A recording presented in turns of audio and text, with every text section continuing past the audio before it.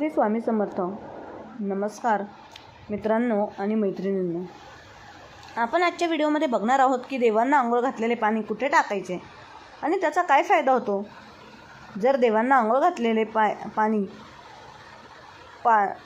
पायाखाली तुडवले, तुम्ही रस्त्यात टाकले किंवा अजून कुठे टाकले, आयुष्यात तुम्हाला एवढं काही सहन करावं लागेल की त्याची तुम्हाला अपेक्षा देखील नव्हती.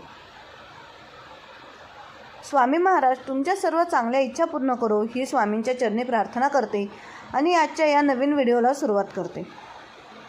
आजच्या या व्हिडिओमध्ये आपण आज देवपूजा म्हणजे काय, देवपूजेचे आध्यात्मिक व धार्मिक महत्त्व, देवपूजेत कोणत्या चुका करू नयेत आणि योग्य प्रकारे आंघोळ कशी घालावी देवांना.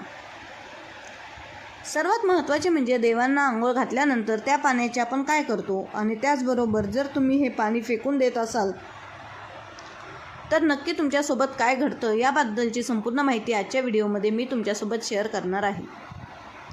त्यामुळे तुम्ही हा व्हिडिओ स्किप न करता शेवटपर्यंत नक्की पहा.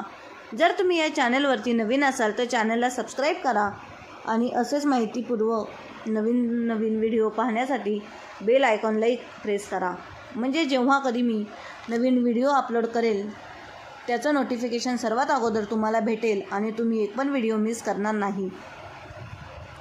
त्याचबरोबर कमेंटमध्ये जय माता लक्ष्मी लिहायला अजिबात विसरू नका, जेणेकरून माता लक्ष्मीची तुमच्या कुटुंबावर, मुलांवर अगदी भरभरून अशी कृपा होईल. देवपूजा म्हणजे दिवा लावणे, अगरबत्ती पेटवणे, फुलं वाहणे इतकंच नसतं. देवपूजा म्हणजे मन, शरीर आणि विचार शुद्ध करणे, अहंकार कमी करणे, आपल्या कर्मांना दिशा देणे, नकारात्मक ऊर्जा दूर करणे. शास्त्रात सांगितले आहे यथाभावम तथादम देवम, म्हणजे आपण ज्या भावनेने पूजा करतो त्या भावनेने देव आपल्यावरती कृपा करतात. बघा, देवपूजेचे आध्यात्मिक आणि वैज्ञानिक महत्त्व आहे. घरात सकारात्मक ऊर्जा वाढते, पितृदोष वास्तुदोष कमी होतो, मन शांत होते, घरातील भांडण कमी होतात. आणि वैज्ञानिक महत्त्व म्हणजे सकाळी पूजा केल्याने मेंदू शांत होतो, मंत्र उच्चारामुळे मेंदूतील नकारात्मक तरंग कमी होतात, दिव्याच्या प्रकाशामुळे वातावरण शुद्ध होते. देवपूजेत होणाऱ्या सामान्य चुका हा एक सर्वात महत्त्वाचा भाग या व्हिडिओत आहे. कारण बघा, अनेक चुका ज्या आहेत तर त्या आपल्याकडे होत असतात. आंघोळ न करता पूजा करणे, शास्त्रानुसार शरीर अशुद्ध असेल तर मनही अशुद्ध असते. देवांसमोर राग, तक्रार करणे, देवाकडे रडत चालत जाणे, तक्रार करणे आणि आरोपही करणे, खोटं बोलून पूजा करणे, देवाला शब्दापेक्षा भाव कळतो. देवासमोर चुकीचे विचार करणे, पूजेदरम्यान जर वाईट विचार आले तर पूजा अपूर्ण ठरते. देवांना आंघोळ का घालतात? देवांना आंघोळ म्हणजे अभिषेक आणि अभिषेक म्हणजे पंचतत्व शुद्ध करणे, भक्त आणि देव यांच्यातील नातं दृढ करणे शास्त्रात सांगितलेलं आहे. अभिषेक केल्याने ग्रहदोष, पितृदोष आणि कर्मदोष कमी होतात. देवांना आंघोळ कशी घालावी, योग्य ही वेळ खूप महत्त्वाची असते. सकाळी सूर्योदयापूर्वी किंवा ज्या वेळेस तुम्ही रोजची आंघोळ घालत असेल त्यावेळेस तुम्हाला जे पाणी आहे तर ते स्वच्छ घ्यायचं आहे. शक्यतो तांब्याच्या भांड्यातलं घ्यायचं आहे. त्यानंतर तुम्हाला जे साधं पाणी असतं आपलं ते घेतलं तरी चालेल. त्यानंतर दूध, दही, मध, साखर, पुन्हा पाणी आणि त्यानंतर अशा प्रकारे आपल्याला पंचामृताने देवाला अभिषेक जो आहे तर तो घालायचा असतो. अभिषेक करताना होणाऱ्या घातक चुका म्हणजे प्लास्टिकच्या बॉटलमधून पाणी ओतणे, उभं राहून अभिषेक करणे, मनात राग असताना अभिषेक करणे, चुकीच्या मंत्रांचा उच्चार करणे. देवांना आंघोळ घातल्यानंतर त्या पाण्याचा काय करावे हा भाग अत्यंत महत्त्वाचा आहे. देवांना आंघोळ म्हणजे फक्त मूर्ती ओलसर करणे नाही, तर देवमूर्ती ही सूर्य ऊर्जा केंद्र असते.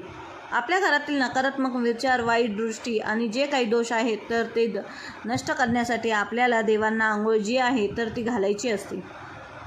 देवांना आंघोळ घालत असतानाही काही ज्या चुका आहेत तर त्या आपल्याकडनं होतात. त्यामध्ये सर्वात महत्त्वाचा आपण काय करतो की सर्व देव एकाच ताटामध्ये ठेवतो आणि त्यानंतर सर्व देवांवरती एकत्र पाणी जे आहे तर ते आपण टाकतो.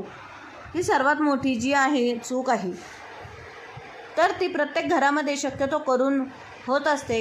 आता आपण हाच विचार करा ना की आपण जर कोणाचं आंघोळीचं पाणी उरलेलं असेल तर ते पाणी आपल्या अंगावरती घेतो का? तर नाही.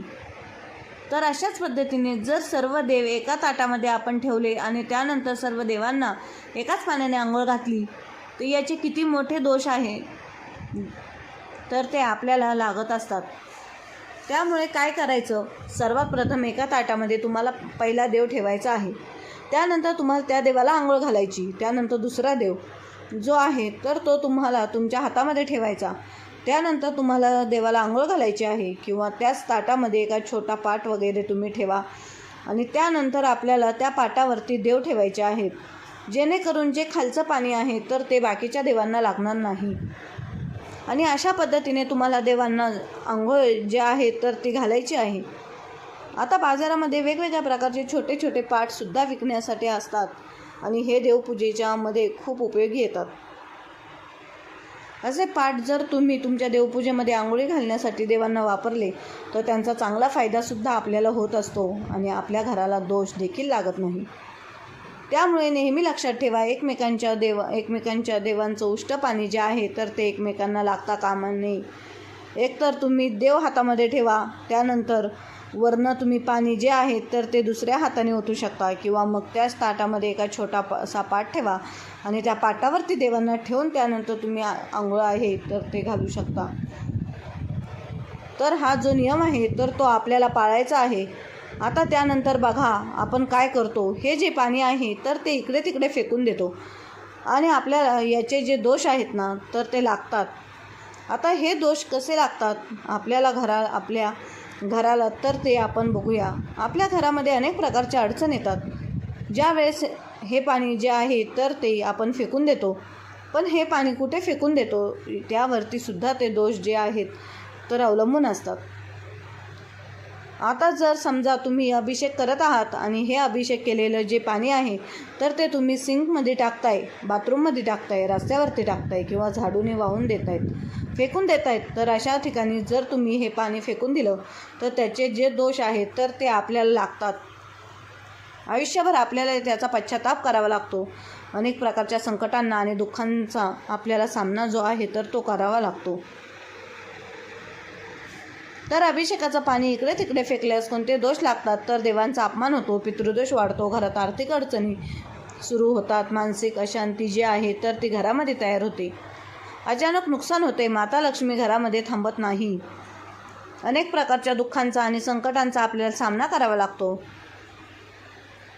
काही लोक म्हणतात हे तर फक्त पाणी आहे, पण हे नाही, ते तीर्थ असतं, हे पाणी नसतं, कारण देव जे आहेत तर ते एक साधारण शक्ती नसते, तर ती ऊर्जा असते आणि ही ऊर्जा आपल्या घरामध्ये टिकून राहण्यासाठी आपल्याला एक छोटे नियमसुद्धा पाळणं तितकंच महत्त्वाचं असतं.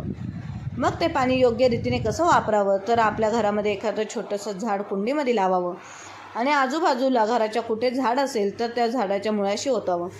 घराच्या प्रवेशद्वाराशी थोडं शिंपडावं, शक्य असल्यास स्वतःच्या डोक्यावर थोडं शिंपडावं, घरामध्ये थोडंसं शिंपडावं आणि उरलेलं पाणी एखाद्या झाडाला टाकून द्यावं.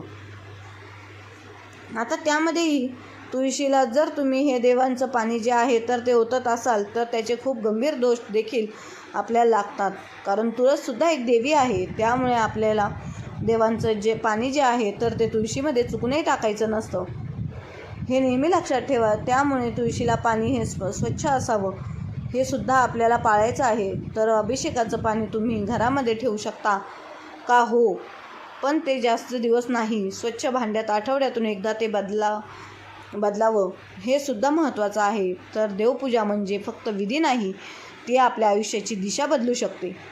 पण पूजा करताना जर नियम पाळले नाही तर पूजा निष्फळ ठरते. आजपासून शुद्ध भावनेने पूजा करा. अभिषेकाचे पाणी कधीही फेकू नका. इकडे तिकडे सांगितलेल्या ठिकाणी चुकूनही फेकू नका आणि ज्या ठिकाणी सांगितलेलं आहे तिथेच त्याची विल्हेवाट व्यवस्थितपणे लावा. त्यावेळेसच आपल्याला त्याचं जे पुण्य आहे तर ते मिळतं.